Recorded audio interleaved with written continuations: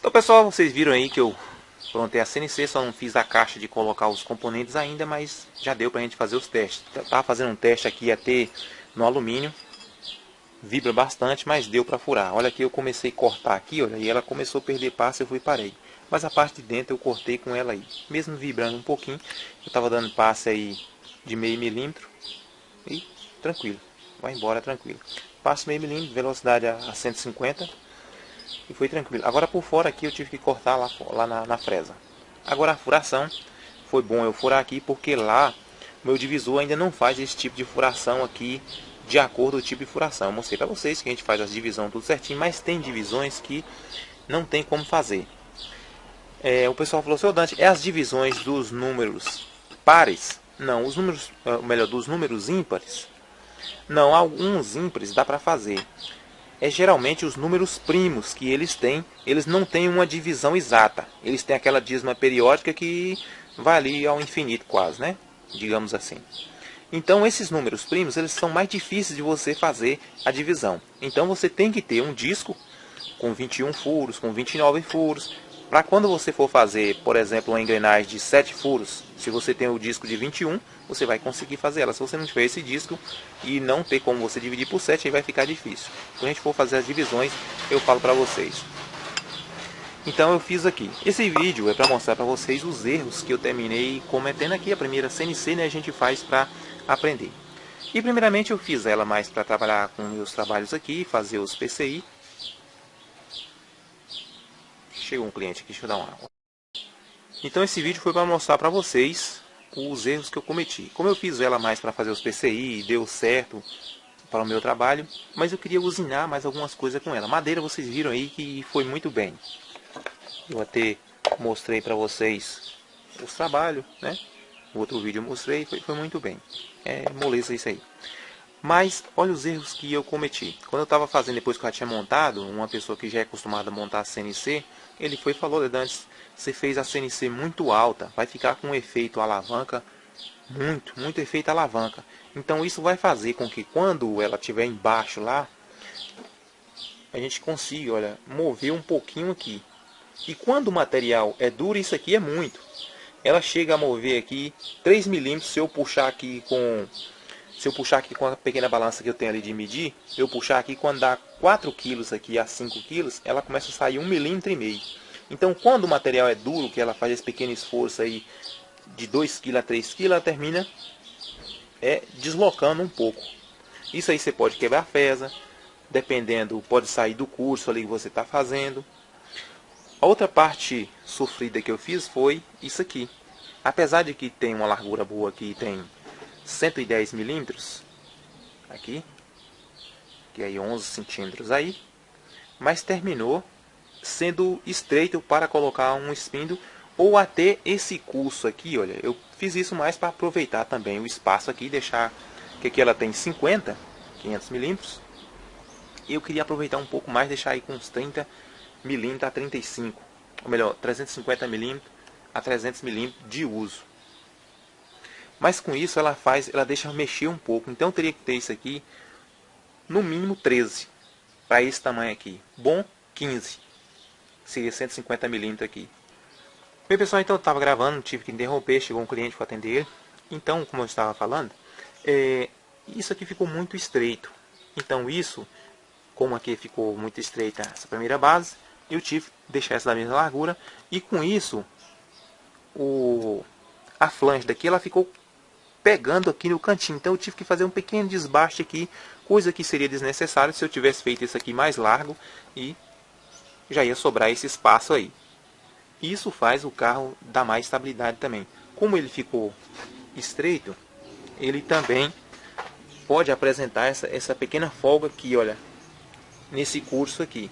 E por ele ter ficado tão longo, ele vai dar esse problema de alavanca. Quanto mais longa essa alavanca, a gente mais consegue mover ela com uma pequena força, né? Vocês sabem disso. Então aqui, para resolver isso aqui agora, eu vou, no caso aqui, eu deixei ele mais alto, como eu falei para vocês, com a intenção de mexer com madeira, às vezes colocar um toco de madeira, fazer uma haste, uma brincadeira. Mas aqui também pode fazer, quando a pessoa quer fazer isso, ela para ser 2 usos, é bom que você tenha 2 alturas no portiço dela aqui, Às vezes você vai mexer com madeira, você vai altear ela, ou vai mexer com material mais duro, você vai e abaixa ela. É uma das coisas que querer mexer. Isso aqui também teria que ser um pouco mais longo. Vocês veem que já tem um espaço aqui até bom. Mas quanto mais longo, melhor. Outro detalhe é, o pessoal estava perguntando antes, e o eixo? O que você achou dos eixos? Olha, o eixo, esses eixos para a gente fazer coisinhas simples assim, bom. Mas se você pretende uma máquina que tem uma boa durabilidade, que você vem fazer diversos serviços, procure colocar um eixo no mínimo 30 e que esse eixo seja no mínimo 25, uma polegada aí, no mínimo aí. E que esse eixo seja cromado também, que ele tenha feito uma têmpera nele para ele ser mais duro. Olha isso aqui para vocês verem, só brincando aqui ele já começou uma pequena marca. Outro detalhe é esse pillow block de esfera, fazer igual o caso, não é tão bom para a gente trabalhar. Vocês veem que já começou e ele tem a pequena vibração dele. Um pillow block bom é aquele pillow block feito com o material sólido por dentro.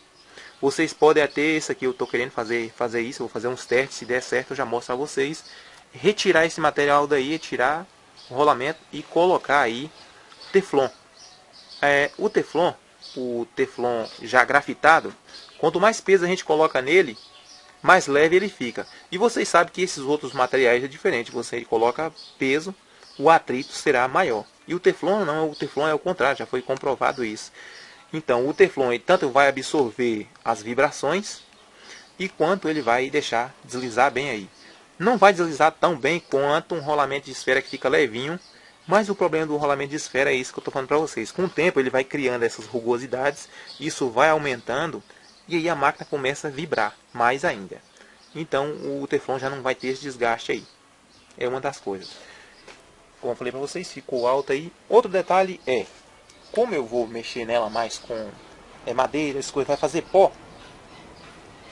Por ter colocado as guias aqui embaixo já com fuso também, foi um erro, porque todo o material vem para aqui. Eu posso resolver isso colocando uma pequena calha aqui na lateral aqui, né?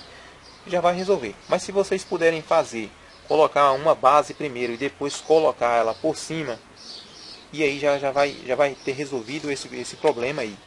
Eu já vi umas pessoas que fazem uma proteção aqui e aí o material, o pó, não vem para aqui. O detalhe é o fuso. Eu escolhi esse fuso aqui, esse fuso ele é em polegada, como eu mostrei para vocês, ele é 3/8. Então para a gente fazer os cálculos já dá uma aproximaçãozinha. Mas esse tipo de fuso de rosca, ele é bom para a gente brincar, mas para trabalhos sérios, não use fuso de rosca assim. Esse tipo de barra roscada. Teria que ser um fuso trapezoidal e de preferência o melhor possível. Mas são muito caros esse tipo de fuso. Mas que você use um fuso trapezoidal aí que tenha uma mais melhor. Outro detalhe é, se a sua máquina for uma máquina de precisão, quanto menor o passe desse fuso, melhor será. Por exemplo, aí um passe de 2 mm já dá uma precisão muito boa. Já dá uma precisão muito boa.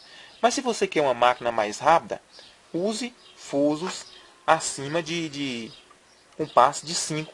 Passe de 5 a máquina já fica um pouco mais rápida se você querer uma máquina mais rápida e for uma máquina grande, né? Agora, quando máquinas pequenas, você pode usar esse aqui mesmo que vai trabalhar. Vocês viram aí que a precisão desse aqui, mesmo do jeito que está aí, foi boa para esses pequenos serviços. Até o mesmo furando aqui, vocês viram que não tem motor suficiente aí para estar fazendo esse serviço, mas já deu um resultado. Não vai dar para usinar, mas com o tempo a gente mostra isso aí. Outro detalhe é, se a máquina for uma máquina grande igual essa aqui e for usar fuso de rosca, não use motor menos que 7 kg. Não vai dar certo. Eu tentei isso aqui de 4, vocês viram que trabalhou lento. Vai dar pra gente brincar, fazer as brincadeiras, mas não dá certo. Teria que ser no mínimo aí um motor de 10 kg. Eu coloquei esse 10 kg aqui, mas o drive que eu estou usando não está atingindo a corrente de funcionamento dele. Coloquei os de 15 kg primeiro. Vocês viram que ele trabalhou tranquilo, mas o motor de 15 kg ele estava dando uma pequena ressonância. E às vezes estava perdendo o passe nesse motor que eu tinha colocado aqui, que era o mesmo motor desse aqui. Estava perdendo passe. Aí eu arrumei esses três ali, de 10 kg, aí coloquei ali, aí não perdeu mais passe aqui. Porque quando perde passe no eixo Z, você vai perceber que não vai ter aquela profundidade que você queria. Você vai mandar ela descer lá 3 mm, ela vai ficar perdendo passe aqui, vibrando, e não vai dar a profundidade certa. Às vezes para voltar, volta normal, mas para ir ela vibra. Os mancais aqui eu fiz de chapa, fiz de ferro aí, vocês viram que eu improvisei, eles fiz. Agora esses mancais, quando a gente vai comprar, existem os originais. Vocês observam e vê se vale a pena vocês comprar ou vocês fazem. Eu quis fazer aqui para fazer os testes certinho. Dá. E esses fusos com o tempo a gente termina desgastando eles, mas demora muito. Do tempo que eu estou usando aí, mesmo nesse cantinho aqui, fazendo várias brincadeiras aqui, não percebi nenhum desgaste. Botei graxa, a única coisa que ficou ruim foi como eu deixei ele baixo aqui, às vezes está usando madeira e o pó vem caindo todo em cima. E essa questão aqui que ficou muito alta, que eu fiz mais para às vezes botar um toco de madeira aí, fazer uma brincadeira, coisa e tal, nesse sentido. Mas se vocês forem fazer a máquina de vocês mais reforçada, esse motor aqui daria se a gente fosse fazer uma máquina pequena com uma mesa, movimentasse a mesa e não o postiço, aí ia dar certo. Colocasse aí um fuso de 2 mm, um fuso de 4 ou de 5 mm, vai bem. Uma maquininha pequena, levinha. Mas essa máquina ela não ficou tão leve não para movimentar aqui. Vocês viram que botei aqui motor tal, então tudo isso aqui para esse tipo de motor era pesado. Se tivesse colocado aqui correia, às vezes até ele ia melhor do que isso aqui. Mas a questão de correia é que a precisão não fica tão boa para coisinhas pequenininhas. E se vocês forem fazer uma máquina grande mesmo e trabalhar com madeira e essas coisas, o bom seria colocar cremaleira aqui ao invés de estar colocando outras coisas. Então já foi visto de acordo se você quer. Precisão não pode ter um passo muito longo. Mas se você precisa de um passo mais longo, vai trabalhar, fazer uma máquina de 2 metros, 4 metros, o que for, então tem que pôr cremaleira e pôr o motor de acordo aí o seu uso, de acordo com o tamanho de sua máquina. Essa aqui, como eu falei para vocês, é a minha primeira, é uma experiência, mas já deu um resultado bom. Com o tempo aí a gente vai discutindo, pegando mais ideias, conversando e assim a gente vai... Eu vou comprar os drives certo para eles, a gente vai fazendo mais testes, depois a gente vai comprando outras plaquinhas. Eu fiz um pedido de um spindle também aproximado aqui para a gente colocar aqui. Mas esse aqui vocês já viram que deu para fazer também uma usinagem até boa, né? Como ele foi um spindle barato, né? Esse spindle aqui completo aí deve ter ficado aí uns R$200 com isso aqui e tudo. O motor já tinha aí, então valeu a pena. Então pessoal, quem tiver mais a complementar, vai deixando aí pra gente, já ajuda bastante quem tem experiência nessa área. Então muito obrigado a vocês e até a próxima.